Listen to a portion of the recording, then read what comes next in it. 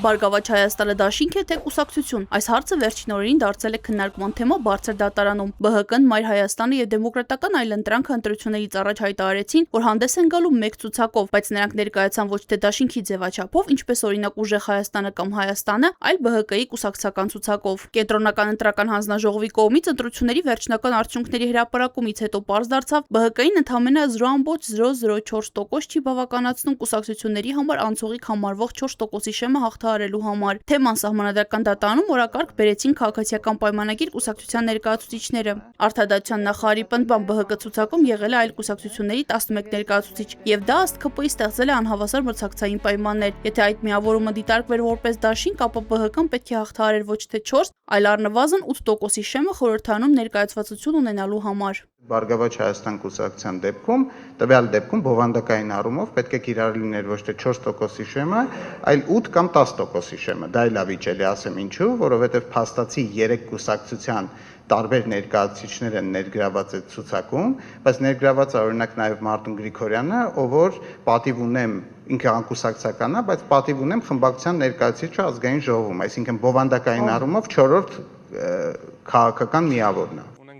Բարգավաճ Հայաստան կուսակցության ներկայացուցիչ Արամ Օրբելյանը պնդում է գործող օրենսդրությամբ խախտում չի եղել։ Ըստ Օրբելյանի նախկինում օրենքում օգտագործվում էր անկուսակցական ձևակերպումը, իսկ այժմ նման պահանջ ուղղակիորեն սահմանված չէ։ Սահմանադրական դատարանը ընտրական այս ձևակերպումը, ինչպես է դաշինքը հաշվում, հակասահմանադրական ճանաչելու դեպքում չի կարողանալու հետադարձ ուժի այնպիսի կարգավորում տա, որ ԲՀԿ-ն զրկվի։ Դա ըստ էության հետագայում, եթե օրենսդիրը կցանկանա փոխել այդ կարգավորումները եւ կփոխի։ Ընտրական օրենսգրքի 83-րդ հոդվածը սահմանում է, որ կուսակցությունների դաշինքի համապետական ընտրական ցուցակի առաջին մասում կարող են ընդգրկվել նաև այդ կուսակցության, դաշինքի կամ կուսակցություններից որևէ մեկի անդամ չհանդիսացող անձինք, որոնց թիվը չի կարող գերազանցել համապետական ընտրական ցուցակի առաջին մասում ընդգրկված թեկնածուների ընդհանուր թվի 30%-ը։ Այդ դրույթից բխում է, որ գործող օրենսդրությամբ ուղղակի արգելք չկա, ըստ որի ԲՀԿ-ի ցուցակում ընդգրկվող անձը չի կարող լինել այլ կուսակցության անդամ։ Բարգավաճ Հայաստանը կենտրոնական ընտրական հանձնաժողով է ներկայացրել 104 հոգանոց ցուցակ։ Այդ ցուցակում ԲՀԿ անդամ չհանդիսացողները 30-ն են, 19 անկուսակցական, 9 Մայր Հայաստանի, 2-ը Դեմոկրատական այլընտրանքի ներկայացուցիչներ։ ԲՀԿ անդամ չհանդիսացողները կազմում են ցուցակի 28.85%-ը, սա ցածր է օրենքով սահմանված 30%-ի շեմից։ Այս տեսանկյունից ընտրական օրենսգրքի թվային պահանջը չի խախտվել։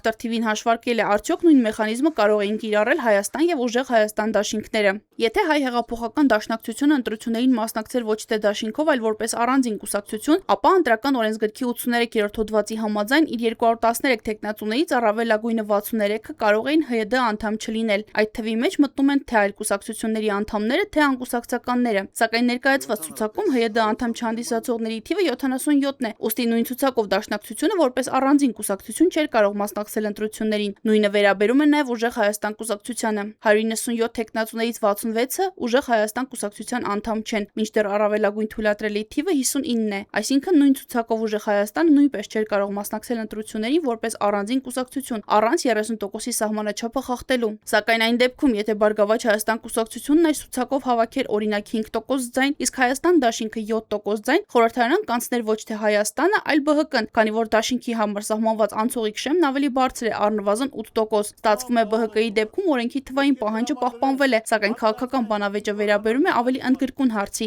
արդյոք նման ձևաչափը շրջանցում է դաշինքի համար սահմանված բարձր շեմի տրամաբանությունը։ Մենք այս հարցը պարբերաբար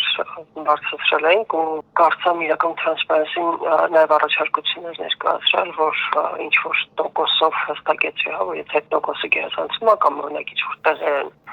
հատկացվում այլ կուսակցությունների, այդ դեպքում ինքը անպայման ներկայանա որպես դաշինք։ Վարդինե Գրիգորյանի խոսքով խորհրդարան դաշինքների համար անցողիկ շեմը բարձր է, հետևաբար կարգավորումը օգտագործվում է որպես շրջանցող միջոց շեմը հաղթահարելու համար։ Միևնույն ժամանակ Գրիգորյանը նշում է, իր կարծիքով կուսակցությունների համար կարող էր անցողիկ ավելի ցածր շեմ սահմանվել։ Սա չի նշանակում, որ դաշինքների համար առայժմ, որովհետև մենք իրոք Հայաստանի Հանրապետություն մստակ տեսել ենք, որ դաշինքները չեն գոյատևում։ Ժամանակավոր ինչ-որ ստեղծված անհասկանալի միավորներ են, որոնք մեր գոնե ընտրական պատմության մեջ ոչ մի անգամ չի եղել, որ դաշինքը մինչև վերջ մնա այն կազմով, որ այսինքն նույն գումարման ազգային ժողովում մնա մինչև վերջ ոչ թե լուծարի։